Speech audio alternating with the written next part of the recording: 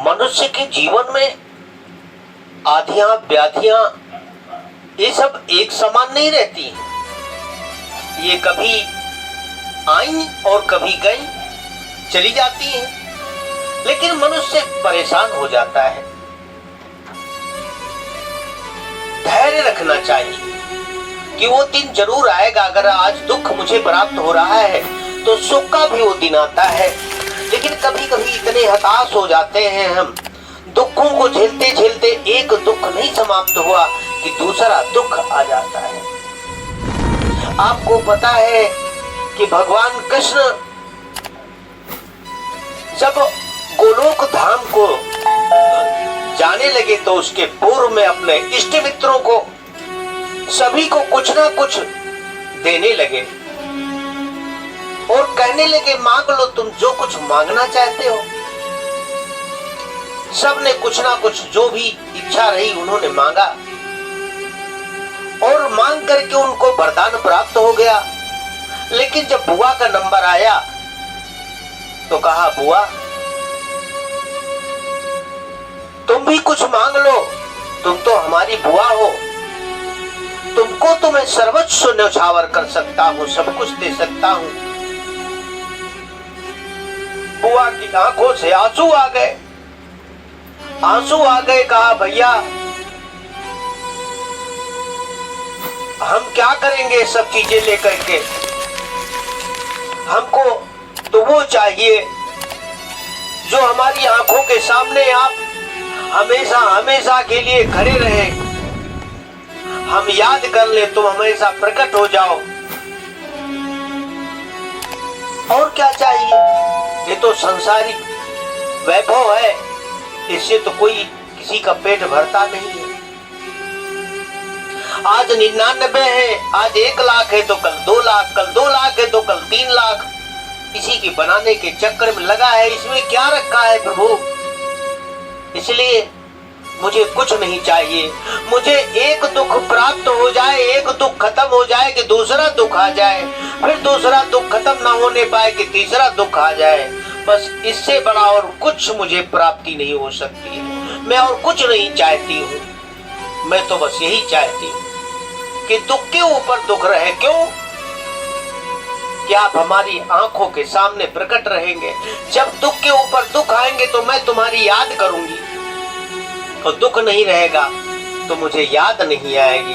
इसलिए दुख में ही भगवान की याद आती है। और बस इसी से होता है कि कौन सा व्यक्ति किस प्रकार से उस दुख के समय को काटता है। किसी ने लिखा है कि सुख दुख या संसार में, सुख दुख या संसार में, और सब काहू को होए। ये कोई अतिशयोक्ति नहीं है, ये सभी को होता है, सभी को ऊपर आता है सुख और दुख। तो सब काहू को होए, लेकिन ज्ञानी काटे ज्ञान से, और मूर्ख काटे रोए। मूर्ख व्यक्ति रो करके काटता है और ज्ञानी ज्ञान के माध्यम से काटता है। इसलिए सुख और दुख तो सभी के ऊपर आते हैं, सुख दुख तो सभी मिलते हैं। इसलिए कि पलने को अगर बराबर नहीं किया जाएगा तो भी व्यक्ति ना मालूम कहां से कहां पहुंच जाएगा। इसलिए बराबरी करना तो ये भगवान का काम है। योग वासिष्ठ में लिखा हुआ है, क्या लिखा हुआ है कि आधयो व्याधयश्चैव अदुःखस्य कारणम् अतिनिवृत्ति सुखं विद्या अतच्छयो मोक्ष उच्यते। आधियां व्याधियां ये दो ही उनका कारण है। आदि वो होती है जो मानसिक रूप से होती है, उसे आदि रोग कहते हैं। और व्याधि होती है जो शरीर की रोग होते हैं उसे व्याधि कहते हैं। तो आदि और व्याधि ये दो ही दुख के कारण हैं। आदि अगर रोग है तो मस्तिष्क हमारा खराब है, अगर व्याधि है तो हमारा मस्तिष्क तो ठीक है लेकिन शरीर के रोग हमको घेर रखे हैं। किसके द्वारा? काऊ न को सुख दुख करे दाता, निज कृत करे मैं भोग सब भ्राता। ये किसी के दिए हुए नहीं है, निज कृत कर्म। हम जो कुछ भी खाते हैं, जो कुछ भी पीते हैं तो रोग घेर लेते हैं। अगर नुकसान कर रहा है तो उसको भी तो देख करके हम खाएं पिए। हित भुक रित भुक मित भुक। ये धर्मंतरी और यावाग भट्ट की कहानी है। बैठे हुए उस पक्षी के रूप में ऊपर कोरु कोरु कोरु की आवाज लगाई। नीचे से धर्मंतरी जा रहे थे, ऊपर देखा तो कहा हित भुक मित भुक रित भुक, अर्थात हितकारी चीजों को खाइए लेकिन मितव्ययिता के साथ खाइए। अगर हितकारी चीजें हैं, बहुत कुछ खा लिया तो पेट गड़बड़ हो जाएगा।